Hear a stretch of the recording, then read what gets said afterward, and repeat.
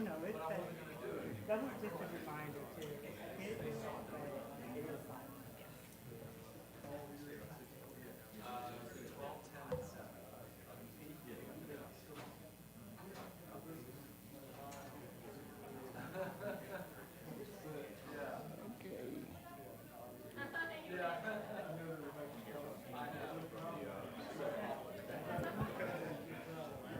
I'm good to go. All right, everybody. Uh, Thank you very much for attending our transit session here on this Monday afternoon. I do appreciate your attendance. I know everybody had a nice big lunch. We don't expect to hear any snoring or not see any nodding. Okay. So, interestingly enough, transportation continues to evolve. Stuart Countess did a great job, I thought, this morning presenting what's happening, with regards to electric vehicles and how that's been impacting state and workforce, et cetera. Well, it's the same thing with transit. Transit has evolved as well. It's no longer the number 23 running across town on Fayette Street, and that's the service. That's it. Now, there's changes, adaptability, understanding the market, being able to provide options and opportunities to other than the single occupant vehicle driver. So we have a great set of presentations for you today, and they're quite diverse with regards to what MARTA is doing along the Clifton corridor, the microtransit demand responsive system for the city of Valdosta, and then with the Cumberland CID and the sweep and the beep. So again, as transportation evolves, transit has evolved, and we hope to enlighten you with some of those developments and experiences that continue to move our industry forward. So with that,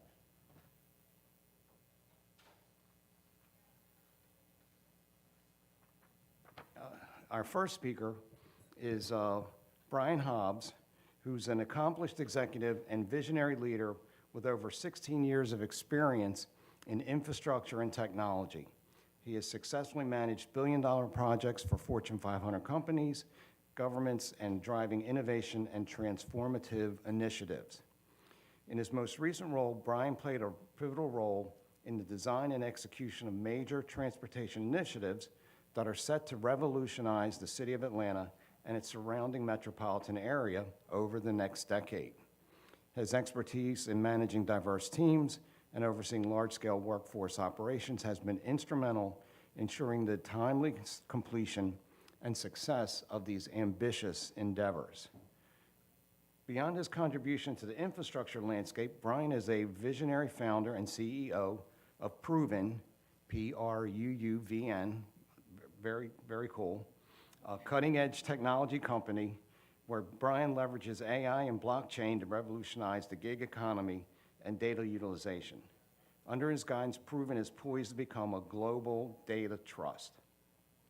Personal achievements, not to be outdone by his professional achievements, Bryan is a former athlete and dedicated mentor. He coaches and mentors youth in a variety of sports such as football, soccer, and basketball, and through those efforts instills values of teamwork, discipline, and perseverance.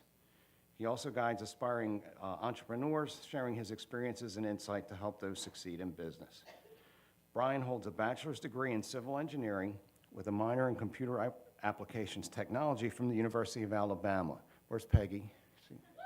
There we go. With the multidisciplinary background, he bridges the gap between between engineering principles and emerging technologies. As a forward thinker, Bryan shapes the future of infrastructure, technology, and data management, leaving a lasting impact on the industries he serves. With that, I present Bryan Hobbs.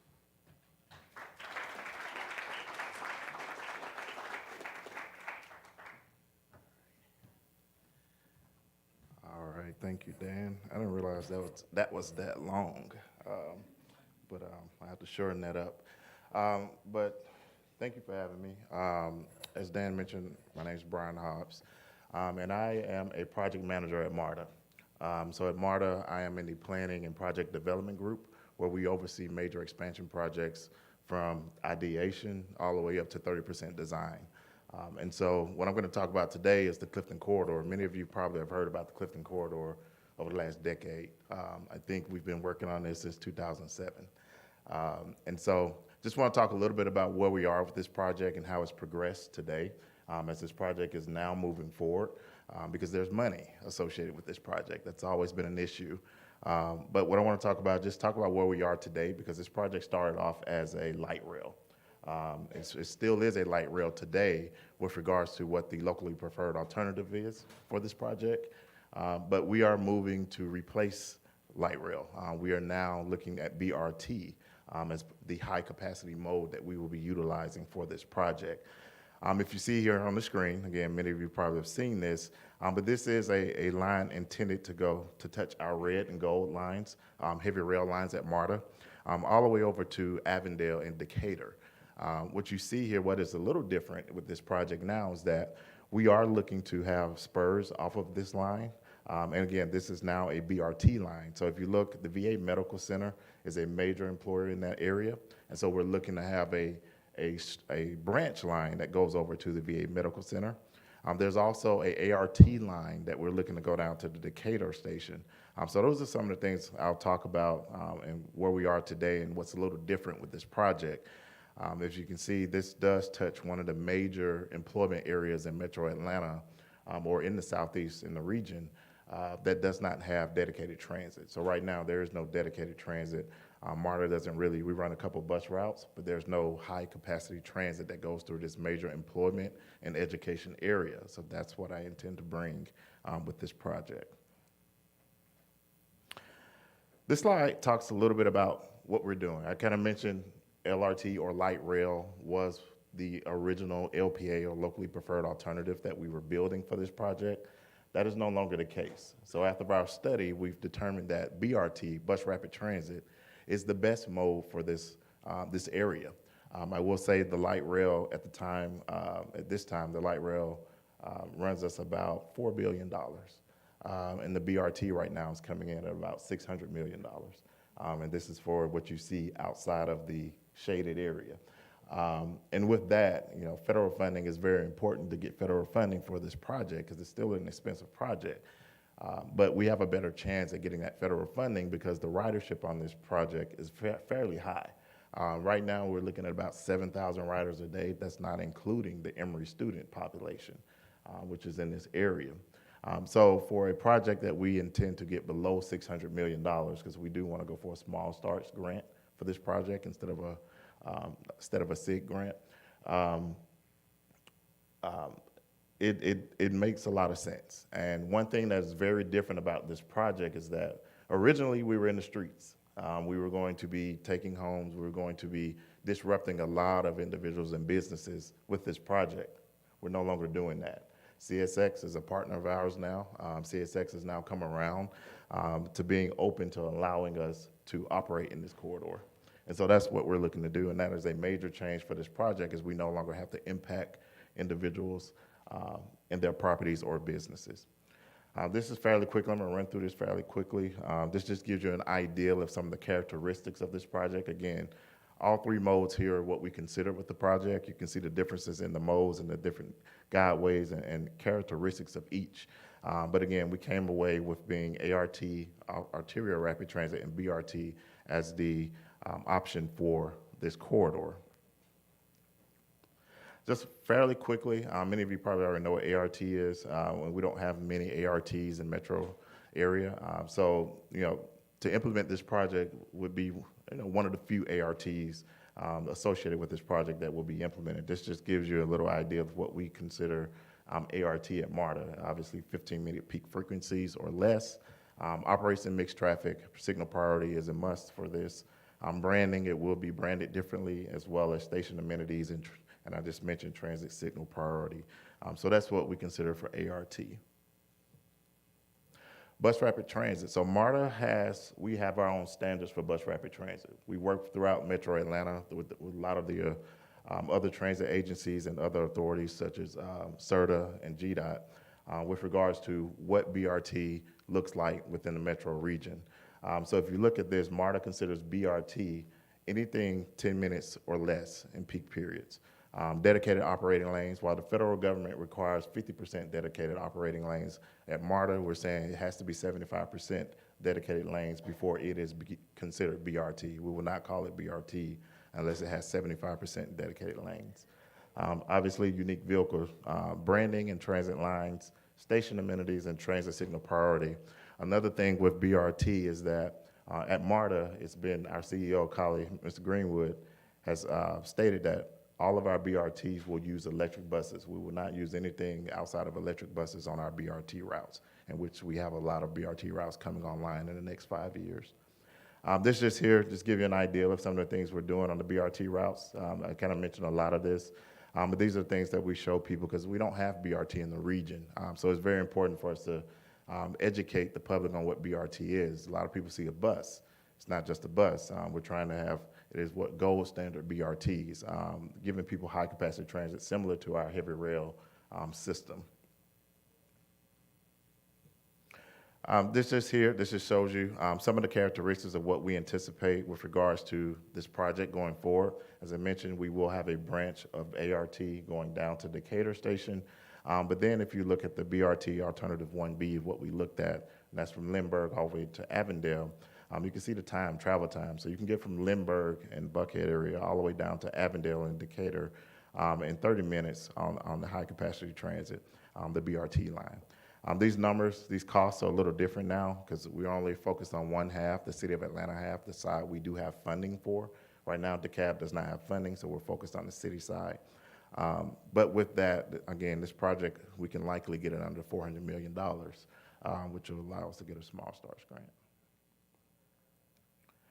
This is, again, characteristics of what's going on in the service area. As you can see, population 47,800. Jobs, this is 2018 numbers here, 42,400 jobs, and then affordable housing so being served in the area about 2,000 plus.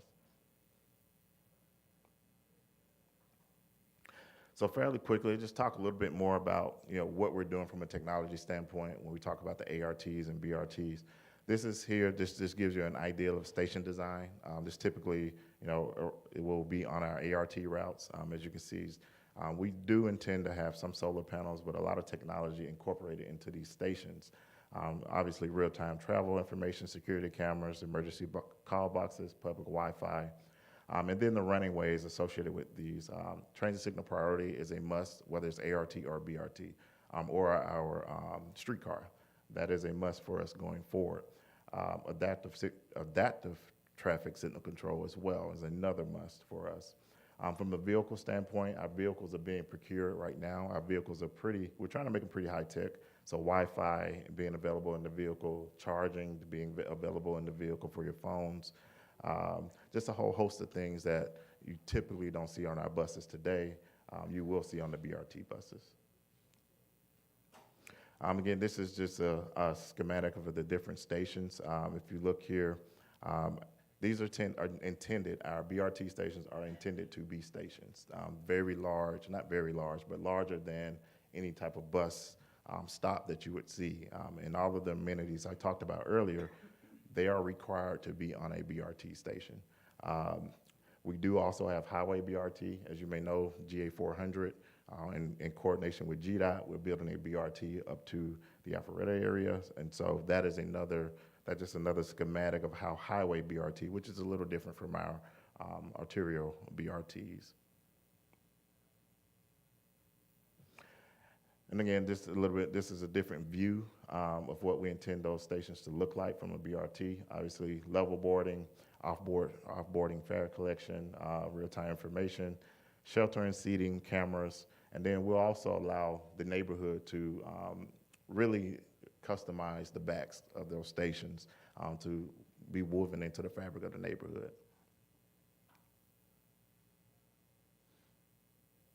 And so the rest of these are just other renderings that we have. So right now we have coming online, just went into construction, the Summer Hill BRT. That is under construction now. Campbellton Road will be another BRT that will likely go into construction in the next 2 years. And then the project that I was speaking about here today, Clifton, would be the next BRT. We also are building out a couple of ARTs on Candler Road and Beaufort Highway in DeKalb, and then as well as a couple of BRTs in Clayton County. So we have a number of projects right now from a BRT perspective that are coming online within the next 5 years. So it'll be a completely different look for Metro Atlanta with regards to high capacity transit and the connectivity. And it's just another station rendering. And so that was the end of my presentation. Just want to give enough time to ask questions. But again, BRT being a new mode in the region, we are doing a lot of education. The ATL, which is another body, government body, is also coming up with some guidelines that we will be coordinating with them on. But in the next 5 years, you'll have at least 4 new BRTs within the metro region, so people would know what that actually operates, how that operates and looks. And that's my presentation. We'll say a question for you. We're going to say a question for you. Oh, you're gonna say a question for me? Okay, thanks. All right. Thank you, Brian. I didn't realize the system with BRT and ART system was as extensive. I guess I have to get out of my cocoon up in Cobb County, more into the metropolitan region. All right, let's see. While I'm loading this.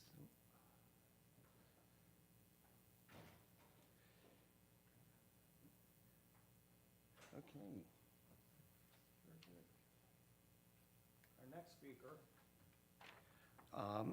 excuse me, is Richard Hardy, who is the city manager for the city of Valdosta.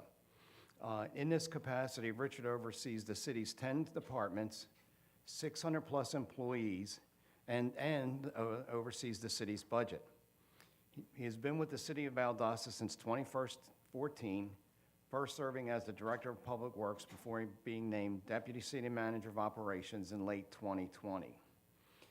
Richard currently serves as a member of the American Public Works Association, Small Cities and Rural Communities Committee, and is also an active member in Georgia's APWA Southwest branch. I guess that was a pun intended with the branch with the water system, but okay. He's the vice chair of the Deep South Regional Municipal Solid Waste Management Authority, representing the city of Valdosta in sanitation, grant applications, and landfill disposal requirements. Mr. Hardy is a former APWA president for Georgia's Southwest branch. He is a 33-year Department of Defense veteran and a retired Chief Master Sergeant for the United States Air Force. So if you get out of line, be careful. He holds a Bachelor of Science in Occupational Education from Wayland Baptist University, a Master of Science in Information Systems from American Sentinel University, and has received his Certificate of Local Government Management, completing the Management Development Program from the University of Georgia Carl Vinson Institute of Government. He's also completed 7 tiers of professional military education focused on leadership and management. We're very fortunate to have Valdosta City's manager, Richard Hardy.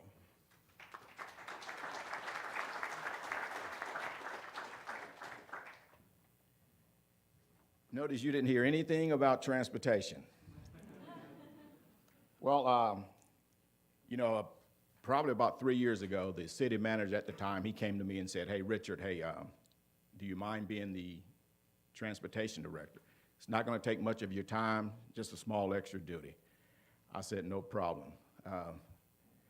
Valdosta never had a transportation system, so everything was starting from scratch. So we did a feasibility study looking at exactly what type of transportation city we wanted to bring to Valdosta. We looked at the flex route, and everyone probably have seen the empty buses driving all around.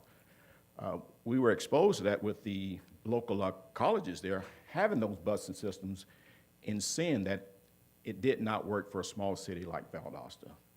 So we sent out an RFQ looking at a type of on-demand system. So that's what we have. We have a public version of Lyft or Uber. So off from the start, we started with 7 Toyota Sienna vans. And we started this right during the pandemic. So we had to make sure that we had all the glass shields, all the masks, all those things in place. So April 21st, 2021, we launched Valdosta On Demand. So what is Valdosta On Demand? Valdosta On Demand is a micro-transit, on-demand public transit system. Currently, we have 10 vehicles, 10 vans, 4 of which are what we call WAVE vehicles, wheelchair-assisted vehicles. And we provide transportation services through a 35 square mile corridor. We do not exceed the boundaries of the city of Valdosta.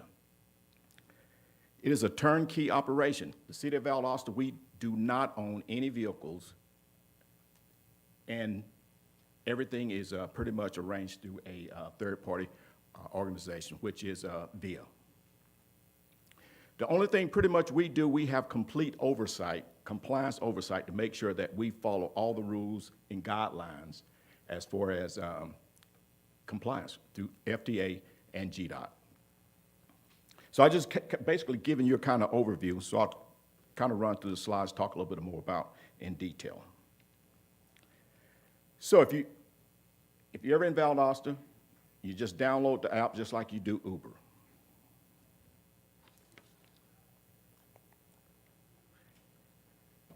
As I stated, these 3 individuals here pretty much have, that we deal with on a weekly basis. The 2 individuals at the top, they're the management individuals, and we do have a field manager that takes care of all the vehicles and all employees, making sure that they're ready to move on time. Our operations start at 5:30 in the morning, and it runs to 9 o'clock at night. With that app, as I stated, no different than Uber or Lyft. Now, the only thing different is we don't pick you up from your exact location. We use what is called virtual stops. Virtual stops, you type in your destination, it automatically identifies where you're at, and you can see as the vehicles approach, you take that transportation and you go to that destination.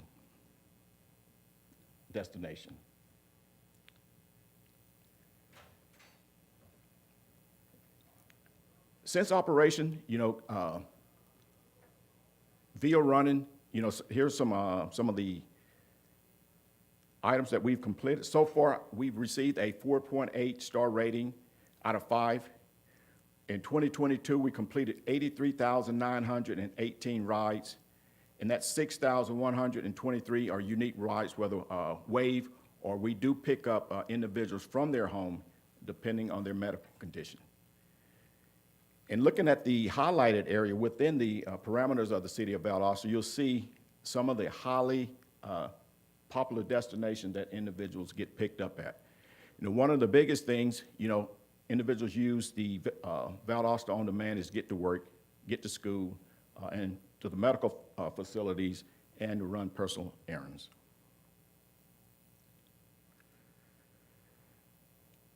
Last year, we celebrated our first year anniversary. We received the Transportation Project of the Year award. We set a new monthly ride record of 9,386. September 30th, 2022, our daily ride record, 517 rides served. So once again, imagine not having anything and then you having a dedicated transit system that can take you anywhere within the corridors of the city of Valdosta.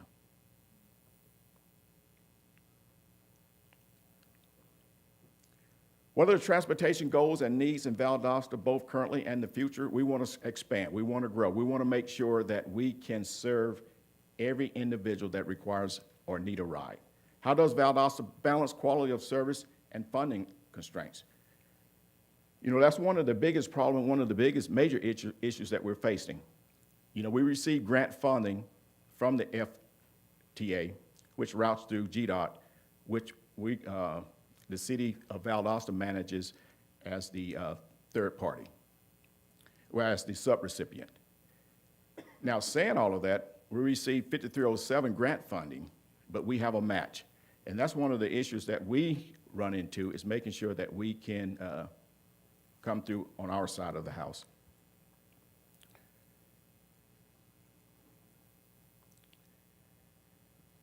Since comparing February of 2023 to February of 2023, we've had a plus 61% request. We've had a 13% utilization, and as I stated earlier, we set a ride record. We went from 7 vehicles to 10, thinking that we would solve some of the limb factors that we had based off of the demand that we had on rides. But we put 3 additional vehicles out there, the demand increased. So what's our next step? Do we keep putting vehicles out? As I pointed out earlier, there's some of the key weekly destinations. You know, Walmart, Valdosta Mall, Valdosta High School, Volanton, and Lee, these are major pickup points. One of the best things about the VIA services that we receive, there's a lot of data. It tells us where individuals are getting picked up from and their destination.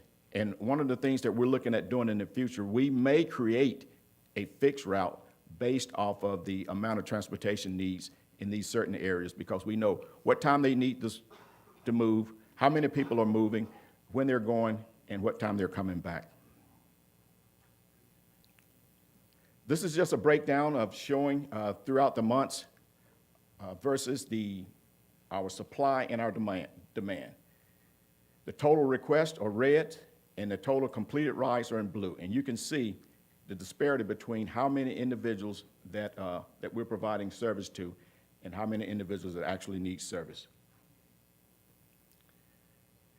Looking at this, it may seem like, well, this is probably not working so well. More than 1 in 4 riders can't get a ride when they need it. So what happens when you pick up the phone and you call, you go to the app and you try to get transportation? You start to lose interest. So that's one of the things that we're trying to work back through. Despite those supply challenges, riders continue to love Valdosta On Demand. We have partnered with many local organizations within Valdosta, you know, but once again, this is not a problem, the individual wanting transportation. The problem for us that we're dealing with right now is how we're going to expand. So Wiregrass, Greater Valdosta, United Way, they're buying ride packages to provide to individuals that are in need, that some individuals can't afford these rides. One of the things that I failed to mention, imagine going anywhere within the city of Valdosta for $2. That is the fee, $2. If there's a family of 3, $2 plus $1 per additional individual. Not a bad price to move around. Although our demand requests make up a majority of the rides, pre-booking accounts for 75% of cancellations and no-shows. So pre-booking is exactly that. You can schedule your ride today, tomorrow, and the following day. But this is one of the things that causes a problem because individuals don't want to live up to that commitment. So some of the things that we're looking at doing, putting those individuals on probation, things like that, and no-shows. So if you have a certain amount, then you get put on probation, and then once you serve that probation, we'll let you enter back into the system and start riding. Because when you start locking up, reserving these rides for individuals that don't show up or they don't show up on time, it just creates a bottleneck and slows the whole process down. Some actions that we can take, as I just mentioned, short-term improvement, service design changes, fare increasing, and price changes, the cancellation penalties, limit the amount of pre-booking, and the in-app advertising. Looking at expanding the fleet size. And you know, anyone in here that deals with council, getting a budget through, making sure that we can get the funding that we need to expand. And local funding through our partners. Change to service design can help address rising demand and preserve vehicles for riders who need it the most. And that's one of the things that, you know, you can't discriminate on who needs to ride. We can't say, well, the young people need it more than the old people. The disadvantaged, disabled need it more than the elderly. So we have to make sure that we have a fair and equitable system to provide this transportation requirement for those that's in need.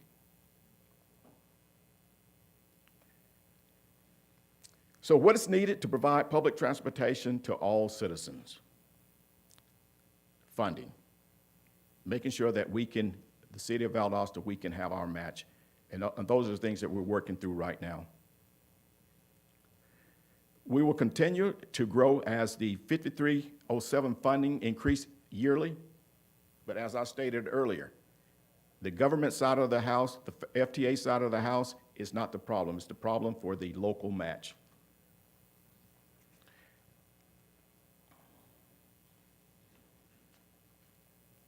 So some of the funding, federal funding opportunity for turnkey services, that 5307 provides about 70%.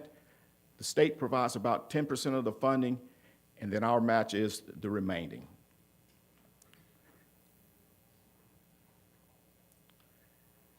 Our next steps continue to optimize our quality of service, continue to celebrate the second anniversary of the service, and set a runway for increased funding. Thank you.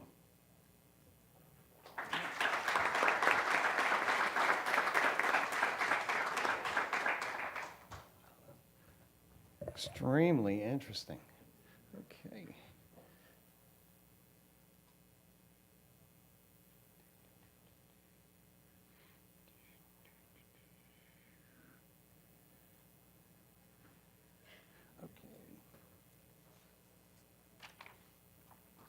Our third presenter is Kyethea Clark, AICP,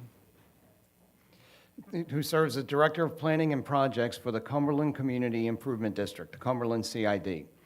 She brings nearly 20 years of planning experience in transportation, economic development, and land use with quasi-governmental and local government agencies.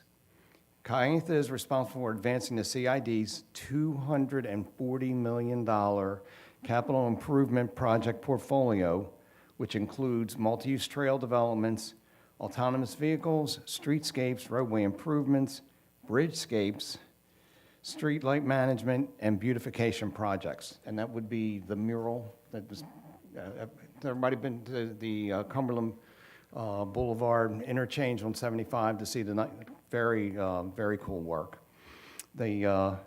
Specifically, she's development and coordination of the Acres Mill Ramp and worked to assemble federal aid to construct this $46 million southern access to GDOT's highly successful Northwest Managed Lanes project.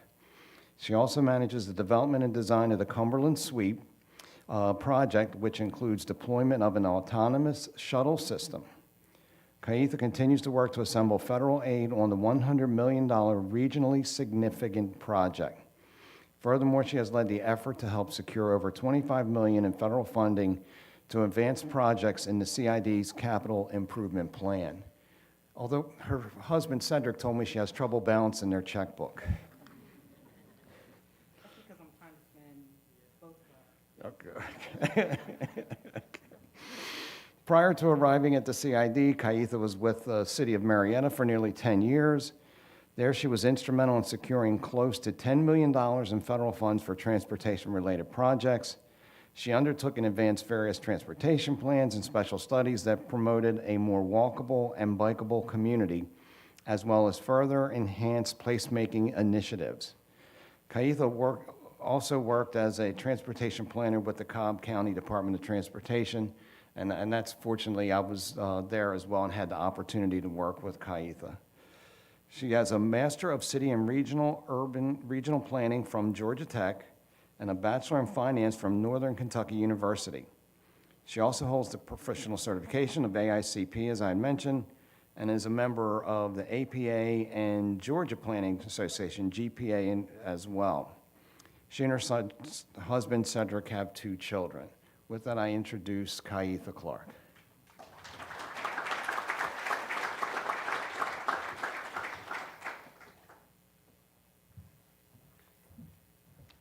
Well, Dan, thank you. I really appreciate that. Good afternoon, everyone. It is a pleasure to be here today with you and to share with you This is actually an amazing project on all different fronts. It's very exciting, and it's emerging technology.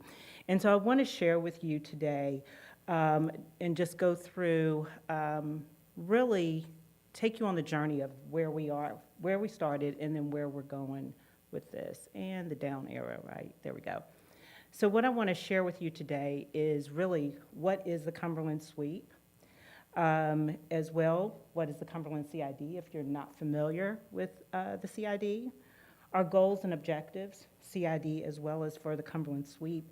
And then I've broken it down into 3 efforts or initiatives to really kind of explain, what makes up the Cumberland Sweep and further informs us, because again, this is emerging technology that we're learning about, and we're continuing to learn about this effort, and then how do we apply it to our project here. And so what is the Cumberland Sweep? It is a 3-mile, it is a 3-mile plus multimodal corridor connecting major employment, cultural, and entertainment district. It promotes walking, biking, and an AV shuttle system.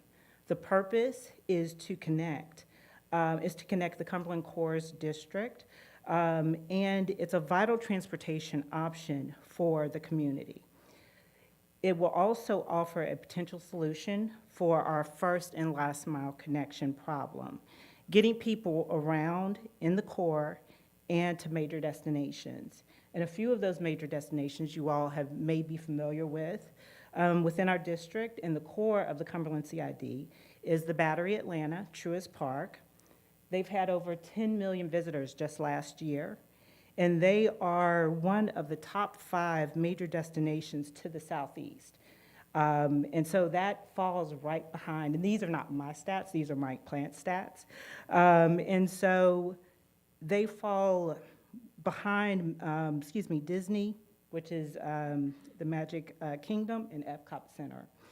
So those are 2 that they fall behind with just most visited, not only the stadium, but the Roxy, as well as just dining, shopping, a place to go, fireworks on the 4th of July, and other major events.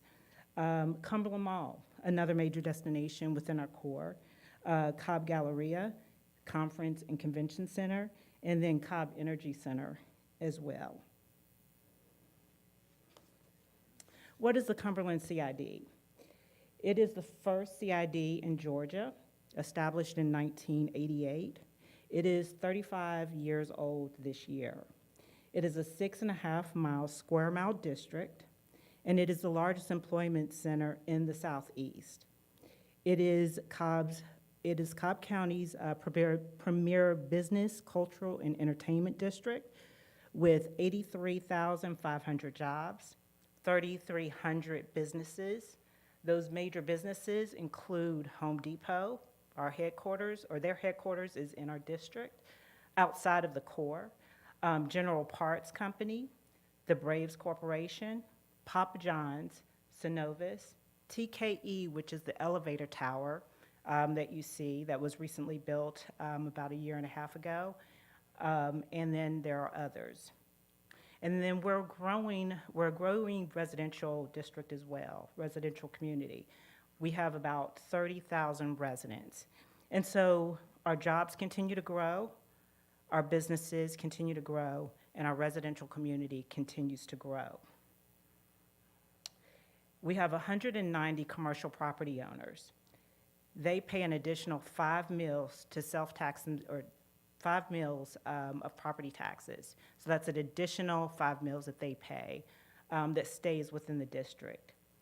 And that helps to leverage, and the strategy that's used is to leverage those funds to advance transportation and infrastructure beautification projects. Our economic impact on Cobb County is $18.1 billion. Georgia's economy is $23.6 billion. So we do make an impact in Cumberland CID. And $160 million to date has been invested from just that 5 mills that our property owners self-tax themselves to continue to build and improve the transportation infrastructure in the Cumberland CID. So our goals and objectives to improve for the Cumberland CID is always to improve access, connectivity, character, support integrated transportation and transit to areas within the CID, but also to other Atlanta markets. Continue to invest in the district's transportation modes to remain reliable, efficient, and effective. And the goals for the Cumberland Sweep is, again, to continue to build the 3-mile-plus multimodal corridor to address that first last-mile connectivity, unify the district,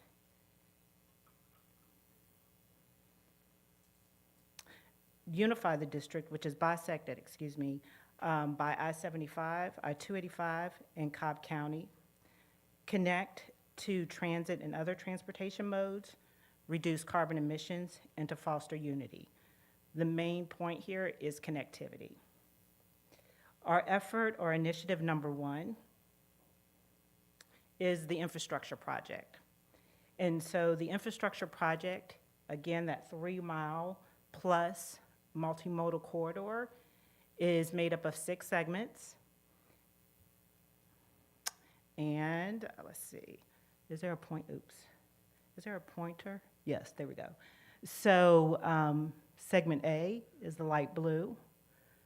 Segment B is Acres Mill. Segment C is the blue here, which is Galleria. Segment D is the I-285 Transit and Pedestrian Bridge. Segment E is Windy Ridge Parkway. Segment F is Cumberland Mall. And then you have our 2 pedestrian bridges, which is Cobb Parkway North and Cobb Parkway Pedestrian Bridge North and Cobb Parkway Pedestrian Bridge South, or Multimodal Bridge South. The North Bridge currently is a new project, and this particular bridge here, the South, is an existing bridge. And I will point out is that each of these 6 segments have their individual challenges.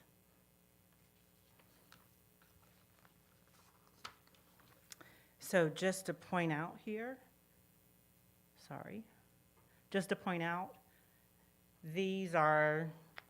these cost estimates are roughly a year.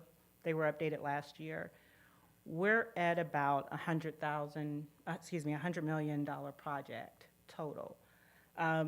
We all know we're in the transportation construction field, at 25 to 30% for materials, labor, just today. So we're at about a $130 million project. And as we continue to move forward, that price, that total number there is going to increase.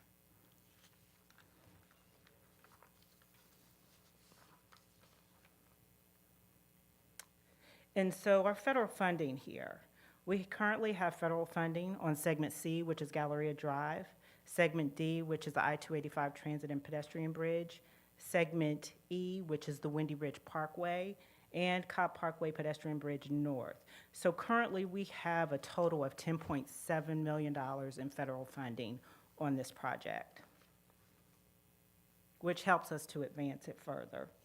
And so just real quick, I'm just going to give you kind of some updates on each section. Currently, for Segment C, we are in the design of this project and moving forward. Preliminary engineering is proposed to be complete in 2024. We do have right-of-way, which is scheduled for 26, and construction for 2027. And this particular phase, is on private right-of-way. So we are working with our property owners. It does help that a few of them are on our board, but this is something that they are very much in favor of doing. And so this project is advancing. The Cumberland Sweep Segment D, which is the I-285 transit and pedestrian bridge. When this bridge was built back in 2017, this bridge was built as a transit and pedestrian bridge. However, it's been used solely for just pedestrian activity. And so we are looking to activate that transit lane. And currently, that transit lane is a 16-foot wide lane. And, the transit lane is 12 feet wide, and the multi-use pedestrian side is 16 feet wide. And again, the AV is proposed to run in that transit lane. And the Cumberland Sweep Segment E piece, which runs along Windy Ridge Parkway. This project, oops, wrong way. Here we go. This project, we are completing our scoping study. We do have funding for this project, and we are preparing this for a fall procurement for design.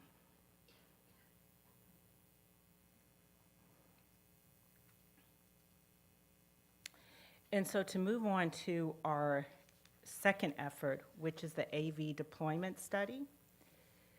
And what I'm going to touch on are the peer exchanges, the sweep alignment evaluation, and the ridership. And so Jacobs Engineering conducted this study for us. They began this study March of 2022, and we're actually concluding this effort. And this project is to really, again, answer questions so that, again, we can prep the design and move forward and look forward on the operation of the AV. And so one of our field visit, we had two actual peer evaluations. The first one was Peachtree Corners, which launched, and I'll just give you a quick update here, but they launched their autonomous vehicle shuttle system back in 2021, so right on the heels or the end of COVID. It is operated by Beep Inc. It is a 3-mile loop through the business park, and it's separated travel lanes, which you can see in the picture there. And they do have an onboarding operator. It runs 12 miles an hour. This is the existing technology, and it's an 8-seated passenger vehicle. Also, they have, I think they have about 4 vehicles in their fleet. The second peer evaluation that we had was with Delaware DOT AV Shuttle program. They launched theirs a little before COVID, which was in 2019. It's manufactured by Easy Mile. They actually run it, so the Delaware Transit Corporation actually runs their shuttle system. It's a 22-minute loop on the DOT campus. It runs 10 miles an hour, and it's an 8-seated passenger vehicle. They have 2 shuttles that they operate in their fleet. So another part of the AV deployment study was alignment evaluation. And what we looked at, or what Jacobs looked at here, was investigating all segments. And they did a risk, they categorized the risk for low, medium, and high. We looked at, or they looked at what side the vehicle should run, if it's the north side or the south side, a dedicated lane or not a dedicated lane, just looking at all those connections. And so this was very critical in our evaluation and really to move forward in the project. So our ridership estimation.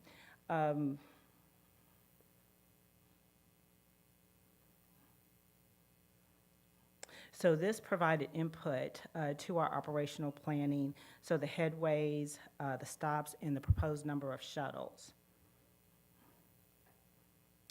So the study area zones, there were 15 traffic analysis zones that were used, a 1/4 mile buffer around the Cumberland Sweep project. The land use inventory piece of this looked at the size and the type of land uses within each of the 15 zones. So retail, office, residential, stadium, convention halls.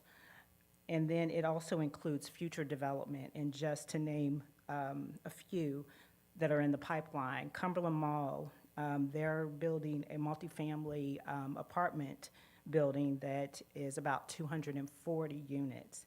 The Braves, or the Battery Atlanta, has two major developments that they have under construction that are in the pipeline, which is the Henry, which is the new hotel, and it will include multifamily luxury apartments as well as condos, and then retail. And then their other development is the Truist Securities, which is a 250,000 square foot development, which will be 9 stories tall, and then 1,000 employees. So I mention all of that to give some understanding of just the magnitude, and then all of the employees and people that are in the district that could use the Cumberland sweep. So the total traffic by zone modeling, what that told us is that, with Braves game events and without convention center events, the Braves add over 4,000 peak hour trips to the network. Without Braves games and with convention center events, peak and off-peak, the convention center adds over 2,000 trips to the network. So summarizing these slides here, the demand includes connections between Cumberland Mall and the Battery, Cumberland Mall and zones 8 through 10, which is the Cumberland Mall Boulevard that runs east and west, if you're familiar with the Cumberland District. So that includes retail, office, and some mixed-use developments, and the Battery and the Galleria Office Park. So segment utilization, the majority of the trips utilize segment C, and that was our assumption, and that is the project that is currently under construction now. Excuse me, not under construction, but in design currently. Half of the trips will utilize segments D, which is the I-285 Transit Pedestrian Bridge, and F, which is Cumberland Mall, which is, we're working with Cumberland Mall to develop a concept for that alignment currently.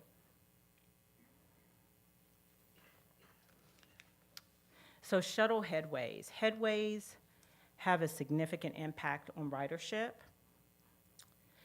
We've learned that 10-minute headways are the sweet spot, and it captures about 14% ridership. Increasing the time every 15 minutes drops the ridership to less than 5%. The shuttle speed between stops, we modeled it at 10 miles per hour.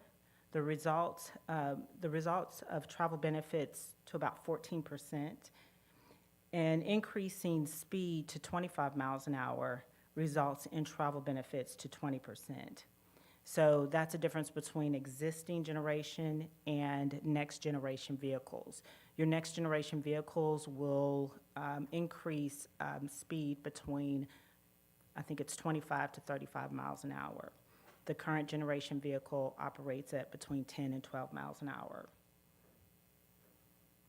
So walking distances to stops, highly important.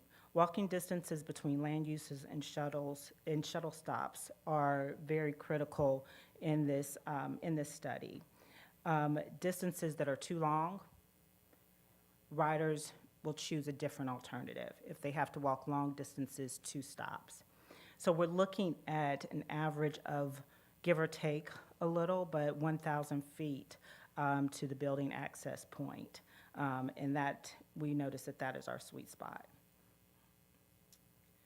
So the estimated baseline service, we have an average of 10 miles an hour, and I just say that's current generation vehicle.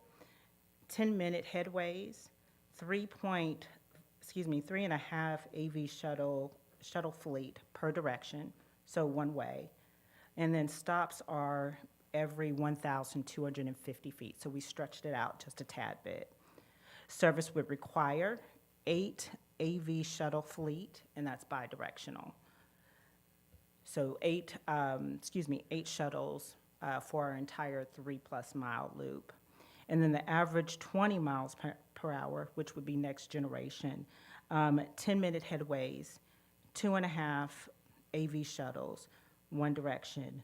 Stops are every 1,250 feet, and the service would require 6 AV shuttle vehicles going bidirectional.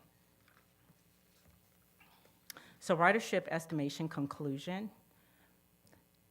Highly used demand segments are, again, segment C, segment D, and segment F. And again, segment C is what we started out with, which is the blue. Segment D is the I-285 pedestrian bridge, transit and pedestrian bridge, and segment F is the Cumberland Mall. Users' benefits are reliant on that 10 to 15-minute headway. And walking the distances to stops should be within 500 to 1,000 feet of access points of the major generators and destinations, which were at about 1,250. And the AV shuttle speeds are not as critical as access, wait times, and visibility. So that was something that was very critical to learn in this study, because there was a lot of discussion on how fast the vehicle would go. So that 10 miles an hour is for current generation, but also too, going back to the timelines for the projects. The first segment that we're working on, which is segment C, we're gonna be in construction in 2027. The new generation vehicles I think they're gonna be available in 2025. So by the time we're complete with segment C and these other segments, we will be in the next generation vehicle, which will go a faster speed. But it was good to know that the speeds that wasn't a high priority. That again, the access, the wait times, and the visibility were the most critical points. Our effort, and the third effort and initiative, is the AV pilot program. And the Cumberland CID board has approved and fully funded an 8-month AV pilot program in the Cumberland district. It starts actually now. And so you may have heard a little bit of news about it. We're doing actually a launch next week, a major launch, and then it'll go until March of 2024. It'll be one shuttle, a 10-passenger vehicle, fully autonomous with one attendant on board. We will have 2 deployment routes, which is the I-285 transit pedestrian bridge, so it's gonna run back and forth and on the bridge, and then the Galleria office complex. And so this will be the first time that the pedestrian bridge over 285 is activated, that transit lane, and then the purple is the route for the Galleria complex.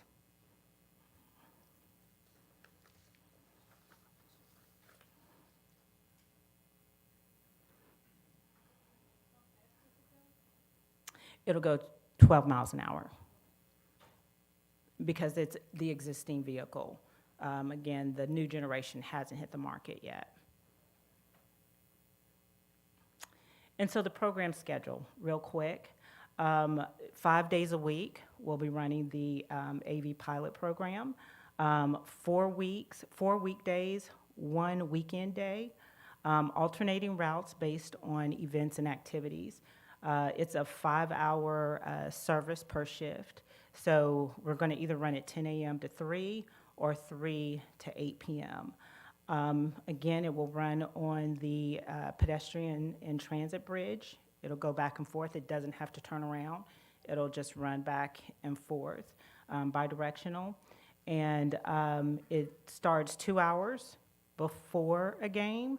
The shuttle is down or is taken out of commission if it's the battery is 30%, and then it doesn't run any later than 8 p.m., so whichever happens first.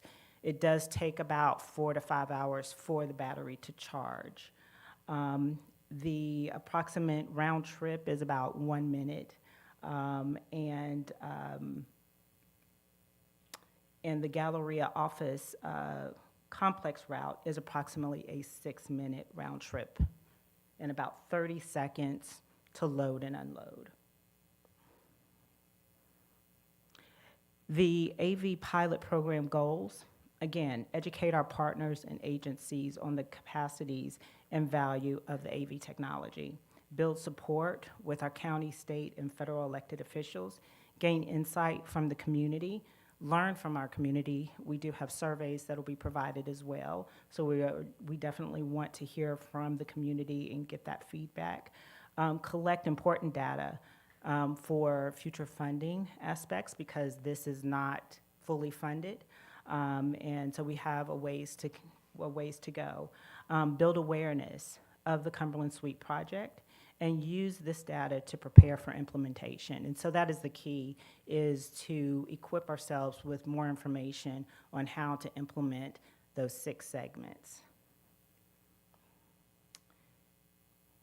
And so again, the benefits are the first mile connectivity, easier to get around from Galleria office to the Battery Atlanta, minimizing the need to move your car. We know that many are coming in from different areas using their vehicles, but once you get into the Cumberland district, being able to go to different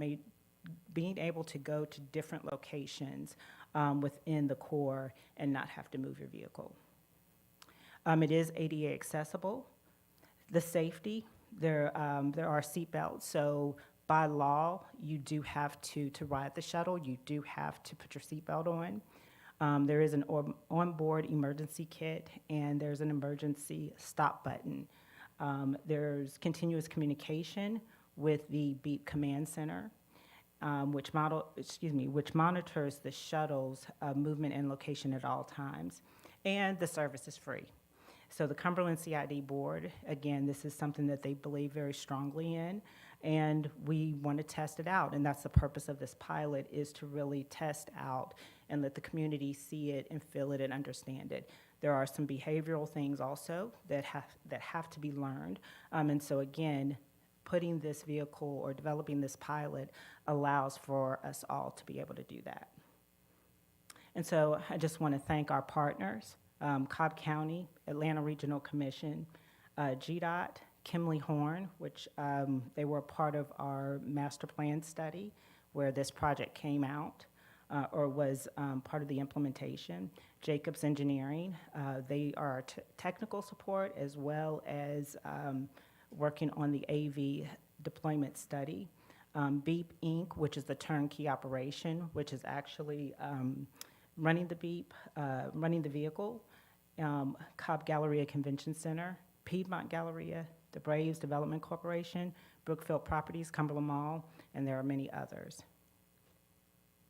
And thank you again for your time, and I hope you come out and check out the Cumberland Sweep, the Hopper. And do we have a second? Yeah. Okay.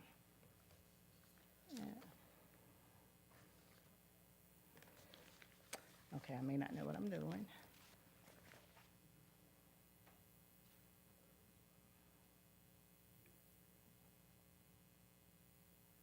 And here is a video that was released Friday. So let's see. Oops. And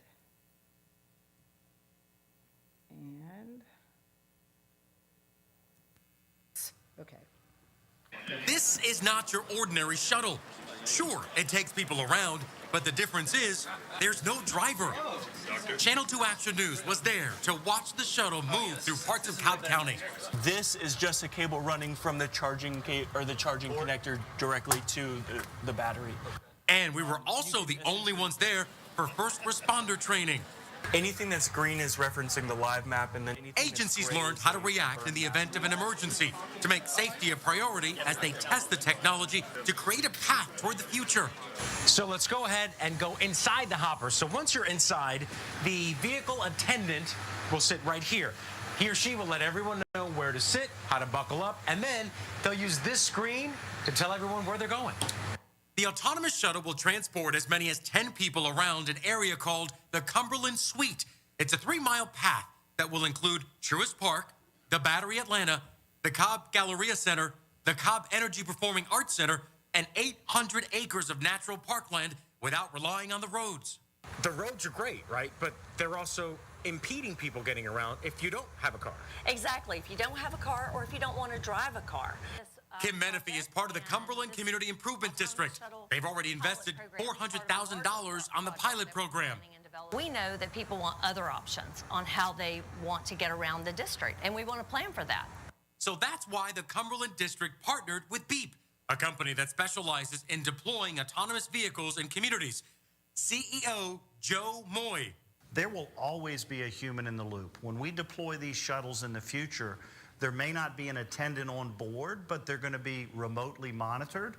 Beep is a company that develops autonomous mobility. In other words, ways to connect communities by getting people around in their vehicles without actual drivers.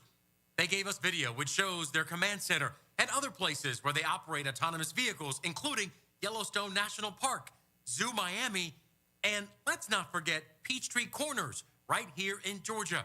And while the shuttles have attendants, the shuttle needs to operate as if it was its own driver. So safety, of course, is very important. The system will recognize any movement on its side, in front, in the back, and that way they'll know when exactly it needs to stop. And you can see me highlighted in red there, moving around the shuttle. Once it detects that, it's gonna stop. So with safety features in place and the shuttle doing laps, now it's up to Cobb County riders to weigh in and see if the rubber can actually meet the demands of the road. In Cobb County, George Estevez, Channel 2 Action News. This is a pilot program for the board of the Cumberland Community Improvement District to test the shuttle to see if it works. And if it does, how many they may need to get people around. All righty. And thank you all.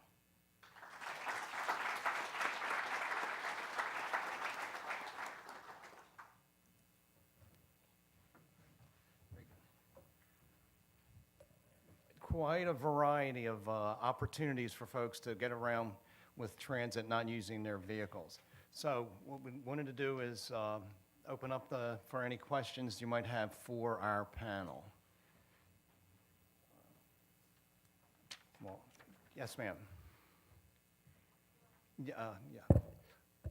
Paul, the microphones are on? Okay, and the federal. Can I? Okay. This question is actually for Mr. Hardy on the Valdosta. I'm pretty impressed by the number of trips for all the on-demand vehicles that you carried through last year, and then also pretty impressed by multiple trip purpose are there, like school trips, shopping trips, medical needs.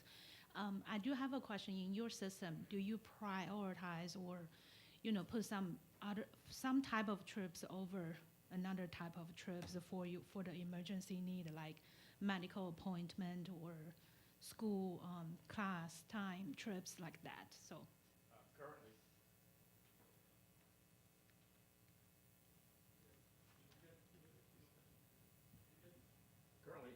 we do not.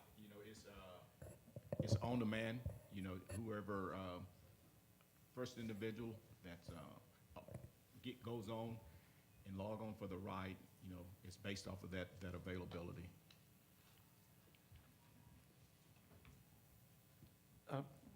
Rich, I have a question for you.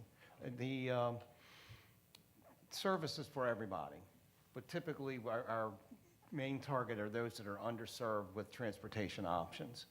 But they're also often the most difficult audience to reach, to garner input, to get their what their needs are. How were you able to engage that community in Valdosta to understand their travel needs? Yes, one of the things, we do town halls to make sure, and that was one of the, we were getting initially. All the young individuals, they have the phones with the apps. So, we also provided a call-in service so that you can call in. And the pre-booking, mainly was used for some of the individuals that was underserved. So those are some of the things that we try to do, but we know, technology, that cell phone is going to get you. It's going to get you that utilizing that app. It's going to get you to the centers quicker than someone calling in on the phone. Andrew. Thanks, Dan. I had a question.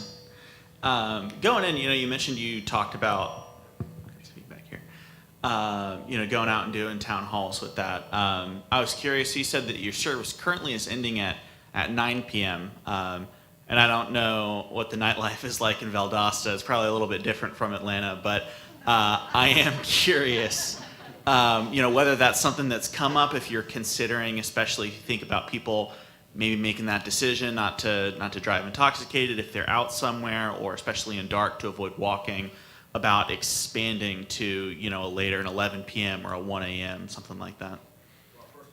Valdosta gives Atlanta a run for the money, but and that was a question. But one of the things that we were trying not to do is, we want to make sure that individuals that want to go to work get to work, the individuals who want to go to school, find jobs, medical appointments, things, run errands. That's our first priority. We are looking at expanding, moving into the weekend. As I stated earlier, once we can figure out the funding source to increase our funding, to expand the vehicle size, then we will look at some of the later hours and also moving into the weekend. And if I could ask a follow-up question, sorry, John, I see you now there. You've talked that the funding has been a constraint, and also that that's very much a turnkey operation that's running that. But I was curious, you didn't mention anything about the staffing of the vehicles. Has that been an issue? Has that been a constraint? Do you think that if you're to add more vehicles, that would start to become a constraint of hiring and training personnel who are doing that, or is that kind of by that turnkey operation? Yeah, it's part of, the third party handles all of it. Right. The field manager, he does the hiring, the training of all the drivers, so we don't see any of it. Our basic oversight is making sure that they're in compliance. Okay, but there's been no issues of getting that manpower needed to be operating the vehicles? It has not. Great, cool. Thank you for your time. I had a question for BRT about keeping, I guess, what is MARTA looking at either for barriers or some sort of enforcement for keeping cars out of the bus lanes? Because as somebody who bikes a lot, we have a lot of dedicated bike lanes that are just full of Uber drivers and trucks dropping off those all the time. So just curious what MARTA's looking at for that. Good. So that's a good question. We've gotten that a lot. One thing, right now we're not implementing full barriers with regards to being like in the city streets or the municipality streets. Right now there are no barriers. Now what we are doing, we have talked with the legislation, saying that wrong, about camera enforcement.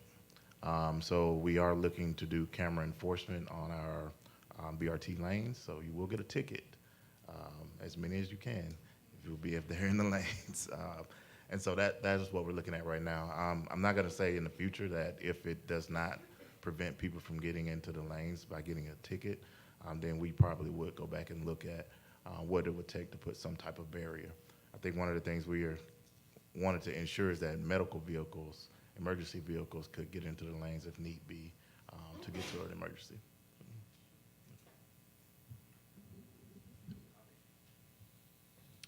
I got a question starting with Mr. Hobbs on the BRT.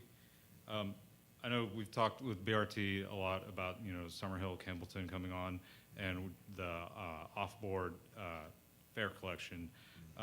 What is MARTA looking at as far as fare validation to, sort of prevent, just free riders just hopping on from the streets? Yeah, so we are actually going through an RFP right now, I think, for procurement on what we call AFC 2.0. So we are going to be implementing your mobile. Obviously, we have some of the mobile things, but everything's going to be off board. We still will have TVMs, ticket vending machines at certain points in the stations, but we're looking at going completely mobile. And so that's the future for us right now. We may have attendants go through these systems or through these vehicles at times, but right now I think the mobile app, as well as ticket vending machines in certain locations, maybe the ends of lines, is what we're looking to go to. This is for Bryan as well. In your presentation, there were several standards that you mentioned for it to be considered BRT, and it sounded like you were saying that MARTA has their own standards for what that means. Why is that important, and is there room for flexibility in that if during the rollout things don't quite meet your expectations? Yeah, so we actually talk to a lot of peer cities, sister cities with transit systems who have BRT. Seattle is one of them. San Diego, a lot of different cities, and we saw in areas where they were calling BRT, well, calling the system BRT. However, it was not high. It wasn't efficient, and so for us, that was because they didn't have dedicated lanes. To a certain extent, the FTA, the federal government's idea of BRT is 50% dedicated lanes. We're seeing across the country that doesn't work. So we're saying at MARTA, as our own standard, 75%, we feel that we will get the efficiencies that we need and keep that efficiency. So that is why we've gotten our own standard, because we don't want to call something BRT in the region, and it's not operating like a BRT, it's really an ART. So that is why we do that. Sorry, follow-up. Is that tied to funding or grant or certain type of transit? So the 50% is, as long as it's 50%, we can get any type of federal funding with regards to BRT. There is flexibility. I don't think I answered that question. There is flexibility as we build these projects out as to whether we can go lower. There may be some projects may be 68%. At the end of the day, we want to make sure that 50% we can get the federal funding, but 75 is what we would call a BRT. It'll be ART otherwise.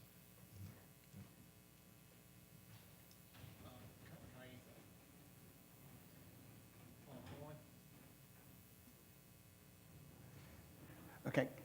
Before I ask my question, can you let the audience know about what's happening on the 25th of this month? Yes, we are having. Oh. Yes, we're having on July 25th, which is next Tuesday, right? Next Tuesday? Yes, thank you. Lost on days sometimes and months, but yes, so we're having a major launch of the Cumberland Sweep, which the vehicle, we branded it and it's named Hopper, and so you did see that in the video, and that's what the news clip was on and about. So I hope you all will come out and test it out, because it will be running during game days or conventions, as well at times during the day. So there will be a schedule, and there's a QR code to get information, but there was a website, cumberlandsweep.org, and that's where you can get more information. And in attendance for this grand opening will be? Oh, yes, yes, Russell McMurray will be speaking, the GDOT commissioner.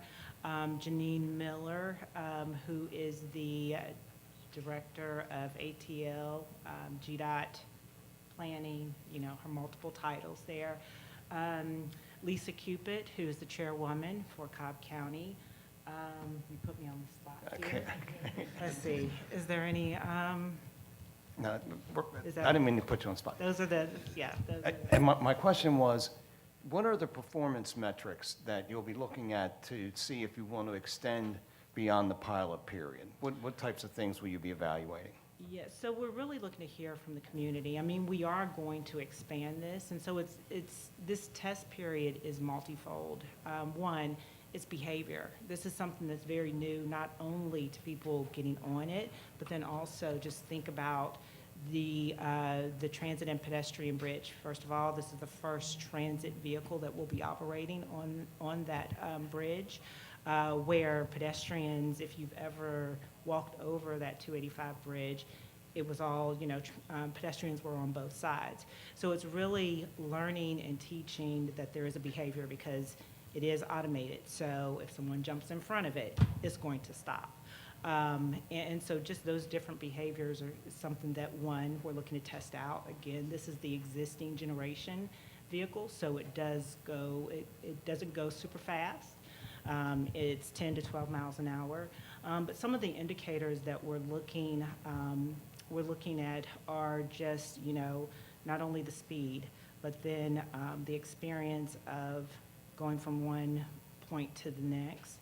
And then just how that's being used, not only with different events, but then also the office complex. They would be able to use it as well, the Galleria Center.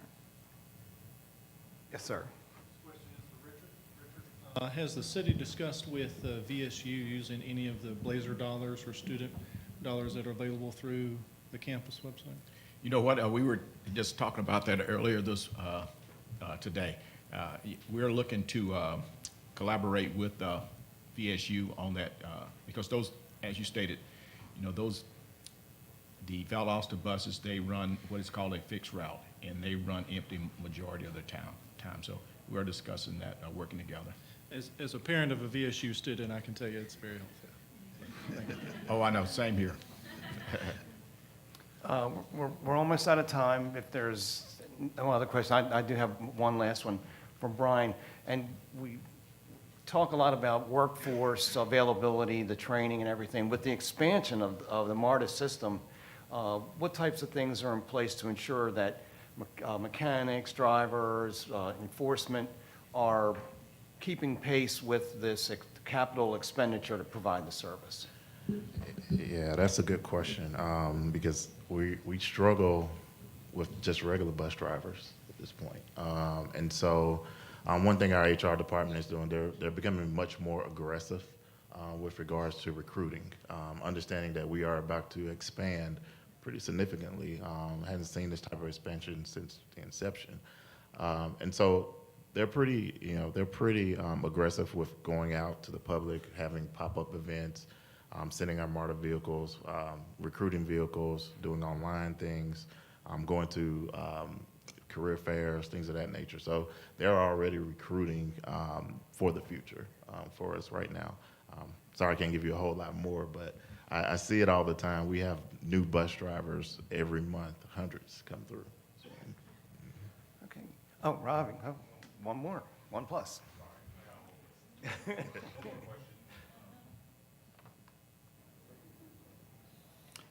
For Mr. Hardy, with the vehicle on demand service, I think you said 1 in 4 riders managed to hail a ride. During the peak hours, what sort of wait times are you seeing? Right now, we're averaging, it's about 22 minutes on transportation rides. So not bad. The goal would be, every time you utilized an app or you called in, you would get a ride. That's not happening in the case. Some individuals, they're giving up and they're just using other methods to get transportation. So, but our goal, we're looking at and we're focusing on is increasing the fleet size and reducing that time wait.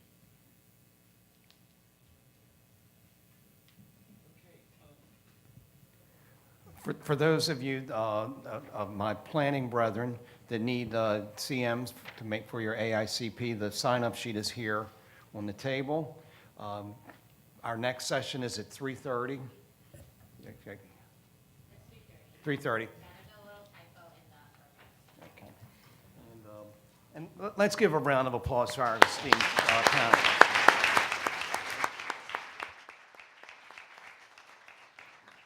Thank you. Good job. Good stuff. I learned a lot. thank you. You too, Sam. We're reaching out to you guys. Good stuff.